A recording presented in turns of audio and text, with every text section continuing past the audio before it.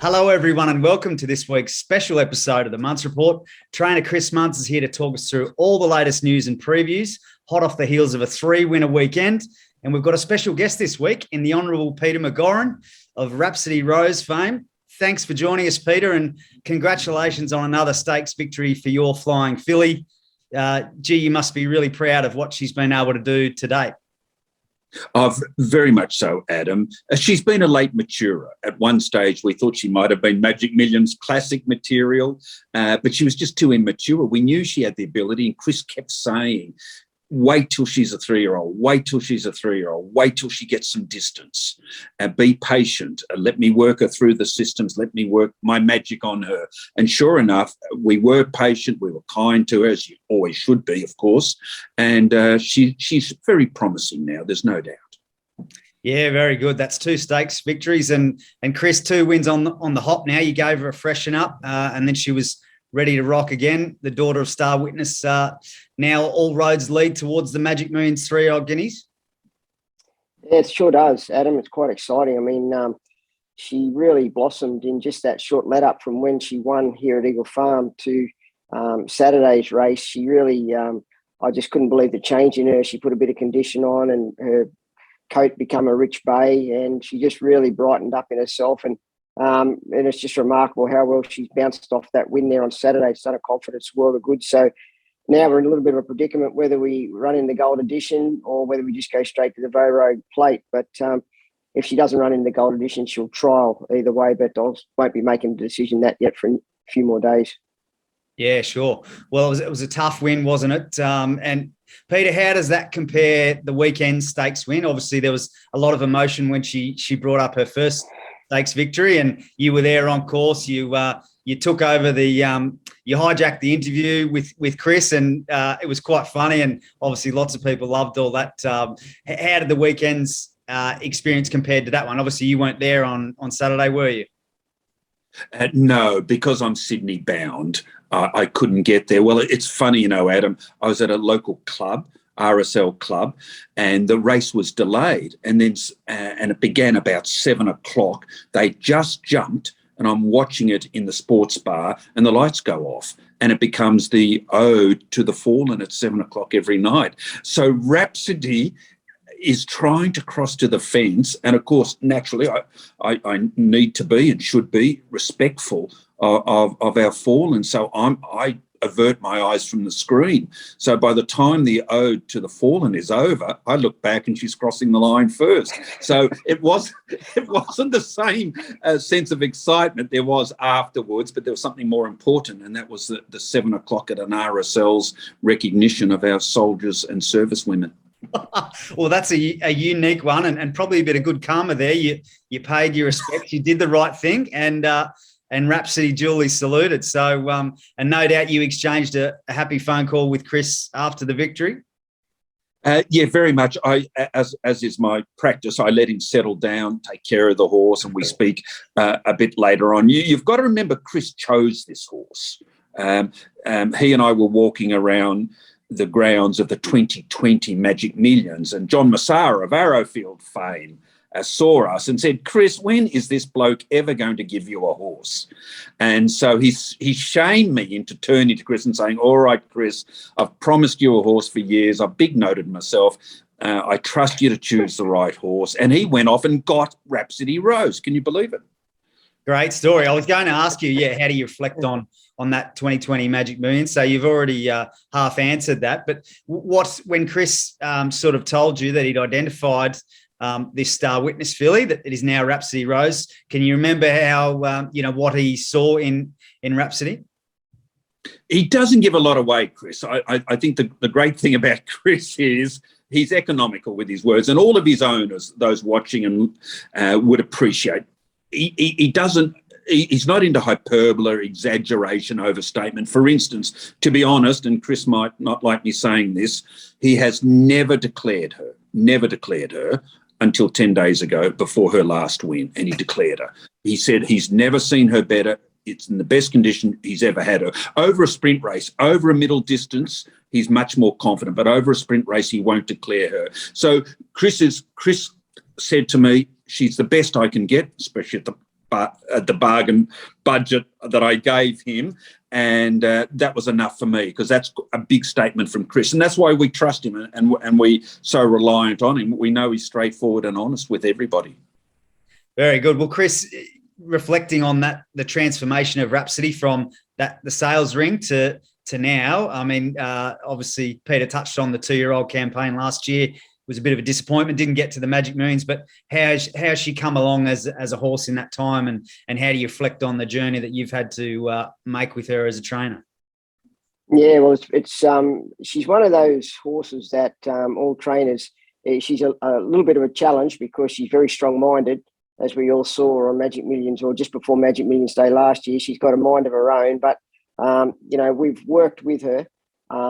I've always tried to keep good riders on her that keep her calm, and she's a sort of filly that you really can't try and stand over and bully, because you'll come off second best.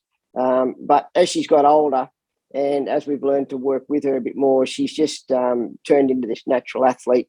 At home in the stable, you can do whatever you want with her. She's the kindest filly you'd ever want to come across. But the minute she's got a bridle and a saddle on her back, she turns into an athlete. And that's when all systems are go with her. Very good. Well, it's exciting times ahead, as you mentioned. Peter, obviously being over the border, but now that life's sort of returning to some sort of normal with borders and people being allowed to travel, have you made any plans for Magic Millions yet? Very much, Adam. So she may race, as Chris foreshadowed earlier on the 18th of December, but that is a stepping stone to the 1st of January, Vaux Road 1400 Group 3. That's the target goal. And Chris will decide whether she needs a run on the 18th or whether it's a trial. And that's how much confidence we've got in him and how much he knows the horse. The Magic Millions on the 15th of January, Adam, she has to prove herself on the 1st of January. Every owner who's part of the Munce family knows that. We don't get ahead of ourselves. We're confident on the 1st of January, but it is a dress rehearsal for the Guineas. Gay Waterhouse, Chris Waller, Beyond Baker, they'll all have their horses up here for the Vaux Rogue. And so if we can't do well in the Vaux Rogue, we won't press ahead. We'd rather spell her and prepare her properly for the winter, where we think, especially against 3-year-old fillies, there's fertile ground for her. Very good. Well, it's certainly exciting times ahead. And Peter, before we let you go, obviously you've had an interesting working life and that sort of thing. Obviously having a public life as working in politics and as a member of parliament, and then also in the administration side of racing. So for those that don't know about your background, can you just quickly give us a rundown on your history and working life? I'm sure people aren't very interested, Adam, so I'll make it very brief. I had the privilege of representing Gippsland in Victoria in the federal parliament for 25 years and served as a minister in the Howard government for 10 years, including as Minister for Agriculture.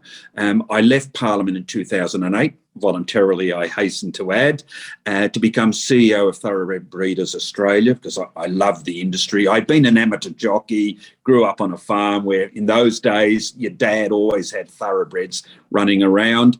Then after 3 years became CEO of Racing Australia, the pointy end of racing regulation. And then I was asked by Prime Minister Malcolm Turnbull to return to public life as a diplomat in America. So I've been away for quite a few years, but I'm back now and soaking it up. And poor Chris, I think I trade on our long-standing friendship with more phone calls than is reasonable by an owner. Oh, I'm sure he doesn't want those phone calls after Rhapsody Rose. Well, I'm not so sure, Adam. A jockey rang me recently and wanted to ride a horse half a kilo over, and I gave permission, which is a terrible thing. What owner circumvents their trainer? So Chris had to then, of course, patch everything up. So Chris is very patient with errant owners like me. Very good. Last question is, if you're going to be up here for Magic Millions in that time, there's obviously a horse sale on. Have you two swapped notes over the catalogue as yet? Or is that conversation yet to be had? There's no need to. I'll just instruct Chris to buy a horse. I trust him implicitly. He's a great judge of horse flesh. It's remarkable, really, because and it's recognised throughout the industry. He knows horses, so I wouldn't attempt for a moment to supplement my meagre knowledge with his. Well, pretty good record so far, isn't it? 1 from 1. So congratulations on the ride that Rhapsody's taking you on, and well done to you both so far with the Rhapsody Rose story. Thanks, Adam. Appreciate it. Okay, Chris, well, you've had a quick wardrobe change and a location change to boot, the beauty of pre-recorded interviews. But let's recap the other winners from a huge weekend of racing for the team. Pelisipan got the winning run started with a win at Ipswich on the Friday, taking her impressive record to 5 wins from just 7 starts. Yeah, she's a winner. You can't take that away from her. You know, when they've got a resume like that, 5 wins from 7 starts, it's a good record. So she's obviously got her toughest test to date on Saturday in the Gateway. I mean, it's a good race, good money, but she's sort of got to start to warm up to those sort of races if she's going to get to where we're hoping at for the winter. So it's always been my plan to spell her after Saturday. She'll go out for a break so that we can get her back in time to be racing over the Winter Carnival in tip-top order. Yeah, well, as you said, she's a winner. She's establishing a fantastic record and taking her owners on a big ride, and the ride could get even better this weekend. So good luck to everyone ahead of Pelisipan running in the Gateway.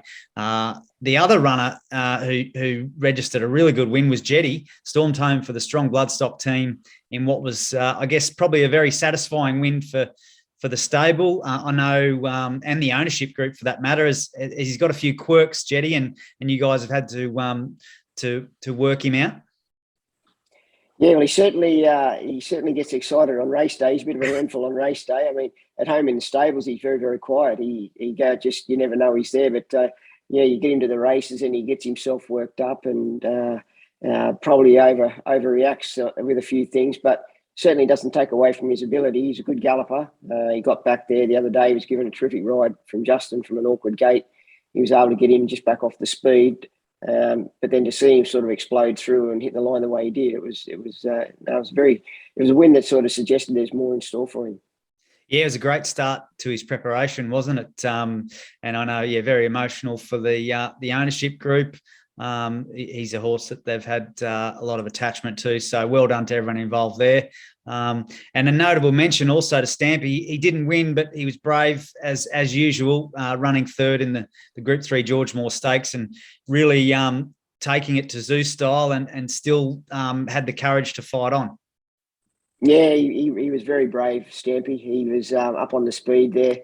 He certainly didn't shirk his task at all, and it was it'd be good to get him up in trip now. I think he's looking for a little bit further. So I think to get him out to the 1,1400 next start will be ideal for him. Very good. We'll keep an eye out for his next start. And let's get in the preview to see if there are any more winners in store this weekend. Friday twilight meeting at Doomben for something different this week. Jabali Gold, who's a last start winner on the poly track. He lines up here, was a first emergency, but gets a run in the benchmark 68 handicap over the 1350. And he's obviously come through that last win well. Yeah, really well. No, he just keeps going from strength to strength, Jabali. As we spoke about, he was on thin ice there at one point in time, but he's mended his ways and he's winning, and he looks really, really well. I've got to say, it's probably the best I've seen him look. So he's up to Metro racing now. So hopefully there's another win there in store for him in the right race. Good stuff. Well, good luck to the Hancock's Bloodstock team there with him. I know there was lots of excited owners after that last win, so fingers crossed he can keep the momentum going. Speaking of big ownership groups, the Queensland Rogues, they're coming out to play. Your first runner for the Racing League ownership group here with Hot Spring Gold, set to make his debut. He's been ready for a couple of weeks, hasn't he? But I guess rain has sort of affected your plans with some of these abandoned meetings and whatnot.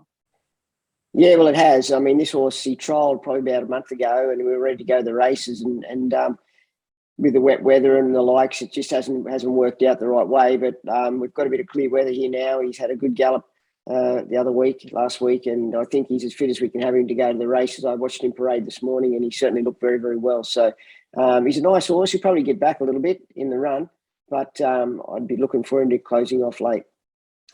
Okay, and obviously you do the direct communications through the Rogues, but obviously there's a lot of these big ownership groups. It's an exciting thing for racing, but it's also about educating and teaching people along the way. So what are we educating everyone in the ownership group about Hot Spring Gold heading into tomorrow? That's a good question, Adam. I mean, there's so much you can learn, but he's racing's full of ups and downs, and I think tomorrow we'll just go with an open mind and just to learn more about the horse. Certainly, from what I'm seeing, he's very fit and healthy. So I just want to get a bit more of a guide on what sort of distances will suit him going forward in the future. Yeah, sure. So you obviously learn a bit at home at track work, but you'll learn more on race day. So, well, good luck to all the owners involved there. It's obviously a great concept. There's already been a few runners throughout in all the various team names. So good luck to the Queensland Rogues here. That's the Doomben meeting. The Queensland Summer Racing Carnival rolls on to Eagle Farm on Saturday with a host of feature races, and Smart Meteor gets us underway in race 1, a benchmark 80 handicap over the mile, barrier 1 for Jaden Lloyd. And this he's 1 from 1 at the track and trip, and he worked home nicely over the 1,400 metres last start. Yeah, he did. He was back and wide and didn't really get a good crack at him. So I think tomorrow from a good draw, or Saturday, sorry, for a good draw, he's going to be able to posse up sort of midfieldish in a spot like that with a bit of weight off his back. I think will help him. He's not a big horse. And look, if he can put in another performance like he did first up, there's no doubt he's a major player in the race. He hit the line well. And as you said, he does like Eagle Farm. He's raced well there before. So just hopefully he can stick his head out and win for us. Yeah, sure. And the 1,600 metres looks sort of right up his alley. Well, it does. He seems to like that mile trip. I think he races well around that sort of distance. I don't think he's a genuine staying horse, but I think mile sort of 1,800, 2,000 is a trip that he seems to appreciate. Okay, well, good luck to the ownership group there. Hopefully to see him storming home at the finish. Pelisapan, who we've spoken about, obviously running in the Gateway. This race is a new concept, isn't it? The winner gets a start into the Stradbroke, which is something you very nearly pulled off last year with Stampy in this race. So, what's on the line. Yeah, well, that's right. I mean, he was narrowly beaten. Stampy, he gave his all and was just beaten on the line. So certainly no discredit to him. But I think Pelisapan, as we spoke about, she's just a winner. 5 from 7. She puts herself in competitive spots in the race. She just loves to win, loves to race, and I'm sure, although she hasn't been on Eagle Farm track, I'm sure that she'll handle it. She seems to be able to cope with most surfaces, so I'm hopeful that Eagle Farm shouldn't cause her any concern.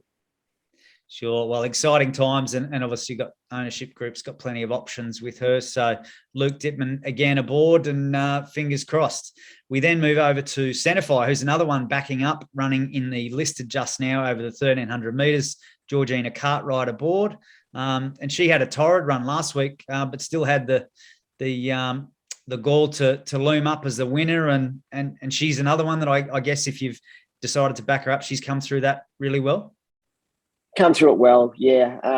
Yeah, you're right. She had no luck at all from the gate, and she's drawn poorly again here today. So on Saturday, so where she gets to, I'm not sure, but she's probably got enough speed just to get herself into strife, really. But I'm sure Georgina will be able to navigate a good path on her. Whether she rides her a little bit quiet on Saturday is another option for us. So it's a shame she didn't draw a good gate, because I was quite confident if she would have figured right in the finish there for us, if not a winning chance, certainly in the money, particularly the way that she went last Saturday. I thought she loomed to win at the furlong pole. She just blew out, so it was a good run.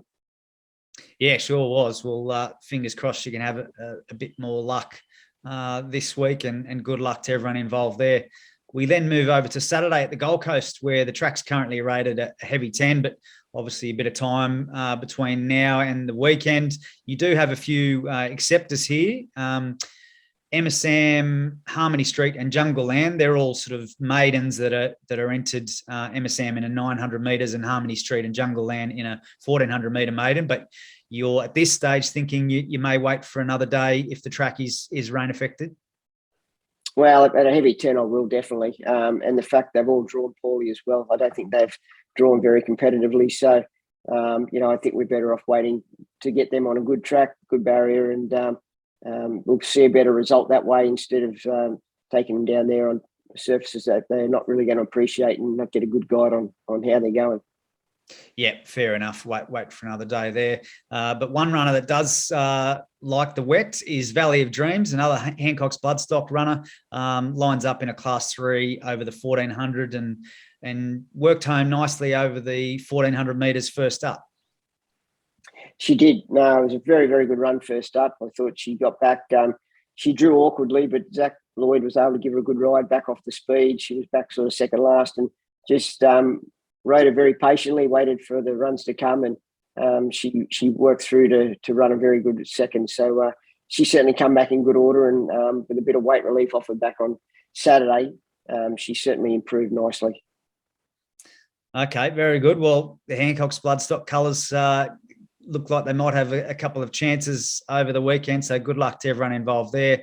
And then the final runner is heading to the Sunshine Coast on Sunday, Military Men, who's a dual acceptor in 2 races, third up, and looks to be building into some sort of form after 2 good runs for the stable since joining the team. Yeah, well, he's the other day he missed away and was sort of really out of contention from the get-go, but he sort of rallied late to be only beaten 3 lengths, and I just thought it was a run that sort of suggests he wants 2,000 metres. So we'll probably go to the 1,800 metre race. I think we'll probably head that way with him, and then I'm sure that trip will suit him a lot better. Very good. Well, that's the runners. Good to have some feature race contenders again this week, mate, and after last weekend's performance. So fingers crossed the run can continue, and good luck to everyone over the weekend. Good on you, Adam. Thanks, mate.